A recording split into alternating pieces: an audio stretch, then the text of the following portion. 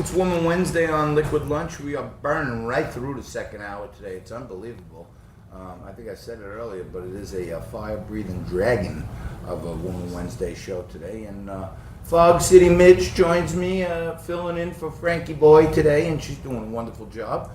And back again, a full 100% absolute woman, and quite accomplished one at that. Susan Settenbrino joins us, and Susan is an attorney. Oh, I forgot to turn my mic back on. Am I on? Okay. Fog City Midge joins us, filling in for Frank, and Susan Settembrino, quite the accomplished woman, 100% woman, former prosecutor, attorney, author of the book The Unchecked Power Guide. And I love the hat. I mean, that's a new look for you, but you always have something. Last time you had the big gladiator boots going. Today you got the hat going. We can make this part fashion, part news, right? I wouldn't mind it on Woman Wednesday. I mean, you're always breaking out your best, and I see you went with the emerald nails. This is amazing. So Susan, you're quite the accomplished attorney, that's for sure, in many aspects. Let's see, 100% attorney, 100% woman. We're doing well. 100% Italian? No, 50% Italian. 50% Italian, okay, that's like me too. So Midge and I had a conversation a little earlier with Tisha Powell. She's a conservative attorney also.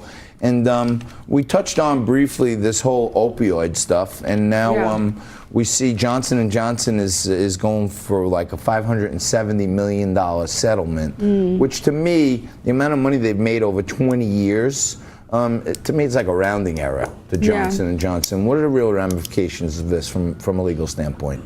Well, first of all, my position is it's really a misfocus, because I think the issues really are mental health issues and the court system, and over half of the population, half of the married people getting divorced, and the court system has been very abusive towards the families, and mental health issues have not been resolved. There's a very big need to address that. I think Trump recognizes that. But regarding the settlement, this is the way it goes. They were sued under the nuisance theory, which I do not believe applies, and I do not believe that it was a just result. But I do understand that they, as business people, want to settle this because they want to be out of the spotlight. And they did make a lot of money. They are part of the problem, but the FDA did approve their drugs, did tell them what labels to put on. And it's really the doctors that are prescribing it. But really, it's the people who are suffering with mental and emotional health issues that aren't being addressed. And that's because we have serious problems with the field. There's another company out there, Purdue Pharmaceuticals, who is in a whole bunch of lawsuits now. But who actually brought the Johnson & Johnson case? Like, who brought the case? Is that like a class action, or is that a state attorney general? Like, who actually brought a case against Johnson & Johnson? Well, I think it was a number. I'm not sure of who originated the lawsuit exactly, but I know that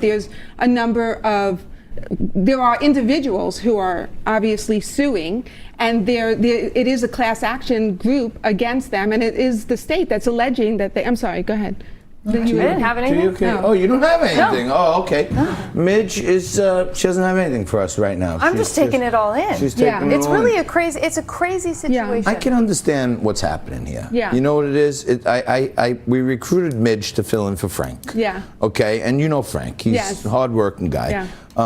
So she's got big shoes to fill right there. And then I tell her it's Woman Wednesday. Yeah. And while she's sitting here just trying to get into the Woman Wednesday thing, a guy dressed as a woman, identifying as a woman, comes in. So Midge she's all turned around. She's from the West Coast. This is like a lot for her to handle. I'm from San Francisco. I can handle that. This is my first time overload. co-hosting Liquid Lunch. We have the Newsmax safe space over there. We have bubblies and everything's coming apart at the saves today. Hour 2 is off the charts. Susan, can I just ask? She did say it's a crazy situation. I just was curious why you said that. Well, I just think it's insane that we've allowed basically these pharmaceutical companies to pressure doctors to basically get people addicted to essentially opioids. And now basically I'm seeing the other end of it, where we have such a massive problem with people on the streets shooting up heroin in broad daylight in San Francisco. And it's devastating because these are real people, and these are people's lives that are destroyed. And sometimes, all too often, they overdose and die, or they live their lives as addicts, and that's no way to live. But do we think that the crux is really, yes, the pharmaceuticals make money and all, but then there's the FDA that's involved, then there are the doctors. Are they really being pressured, or are they prescribing? And what about the people who are suffering with mental health issues? That's not only the people on the street, that's mothers, lawyers, doctors, and they are really suffering. The mental health system is really very poor, it's very politicized. No doubt about and it's not it. really addressing serious issues. No doubt about it. And, you know, right here in New York, Mayor de Blasio allocated $800 million to his wife to start a mental health program. $400 million is missing. They can't show us any results of what happened. So we have political largesse going to family members. How could that ever be okay? I'm saying no mental health. Actually, the executive director of the Thrive group, that is the mental health group, when she was brought before my city councilman from Staten Island, Steve Matteo, and Joe Borelli, for questioning and others, they asked her, what have you done with the $400 million you've spent so far? And the director said, the results are not measurable. So you spend $400 million of taxpayer money and you have no measurable results. You've touched on something so important, because all of the money, hundreds of millions. Now, this is completely unacceptable, and she should be made to account, and there should not be another day that goes by where she does not account.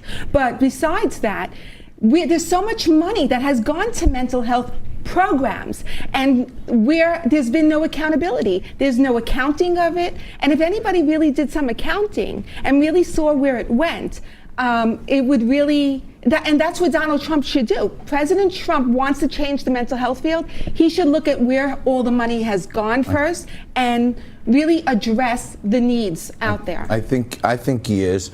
I need mental health. I need mental help, because I go from trans performer to one of the top attorneys in the country, and I got to keep my brain and focused on, and then I got Midge over there distracting me. We should analyze that. Yeah, we should do a segment of Yeah. Analyze This. But Susan Settembrino, thank you so much, and thank you for wearing that hat today. I mean, you always have some amazing accessorizing, and we'll have you on again very soon. You stay right there. We're coming back for the home stretch of a Woman Wednesday on Liquid Lunch.